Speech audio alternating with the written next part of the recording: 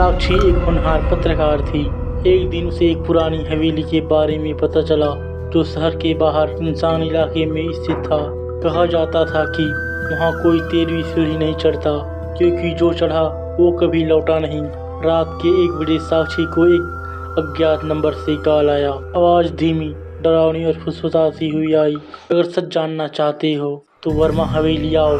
13वीं सीढ़ी पर तुम्हें वो मिलेगा जो किसी ने कभी देखा नहीं। साक्षी को लगा या कोई प्रैंक है, लेकिन पत्रकार की जिज्ञासा उसे वहां खींच ले गई।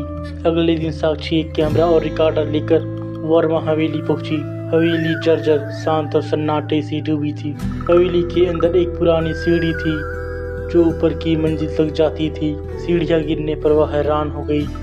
कुल 13 सीढ़ियां थी, लेकिन 13वीं सीढ़ी पर कोई धुंधली परछाई दिखाई दी। पहली रात साक्षी ने तय किया कि वह एक रात हवेली में रुकेगी और वह रिकॉर्ड करेगी। रात के 2:13 पर उसी भारी कदमों की आवाज़ आई, जैसे कोई सीढ़ियाँ चढ़ रहा हो। वह डर के मारे छिप गई, लेकिन रिकॉर्डर चालू रखा।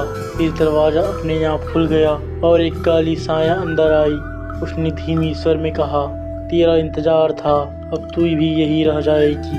अगले दिन साक्षी हवेली के पुराने मालिक वर्मा जी से मिलने गई। उन्होंने कहा, मेरी बेटी ने आत्महत्या की थी 20 साल पहले। 13वीं सीढ़ी पर चढ़ी थी और फिर कभी नीचे नहीं आई। उसके बाद से जो भी चढ़ा वो या तो पागल हो गया या गायब। उन्होंने एक पुरानी डायरी दी जिसमें उनकी बेटी अनामिका अपनी अंतिम दिन के अनुभव लिखे थे। हर रात कोई मुझे बुलाता है, कहता है तेरा पर आओ। वह एक दरवाज़ा है जो दिखता नहीं लेकिन खुलता है। साक्षी अब जान चुकी थी 13वीं सीढ़ी सिर्फ एक कदम नहीं, एक द्वार था किसी और दुनिया का। वो आखिरकार कैमरा लेकर हवेली में गई। जैसे ही वह 13वीं सीढ़ी पर चढ़ी, फर्श हिलने लगा, दीवारों से खून बहने लगा। अचानक वह किसी और की जगह पहुंच गई, एक अंधेरी सुरंग जिसमें अनगिनत साए थे। सभी वो लोग जो कभी वापस नहीं लौटे। उनमें से एक अनामिका उसके पास आई और बोली, अब तुम हमारी कहानी सुनोगी, सच्चाई की कीमत चुकाओगी। अगले दिन पुलिस को हवेली में साक्षी का कैमरा मिला, लेकिन खुद गायब थी।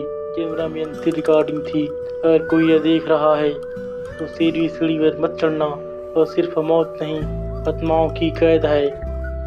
मैं अब कभी वापस नहीं आ सकती।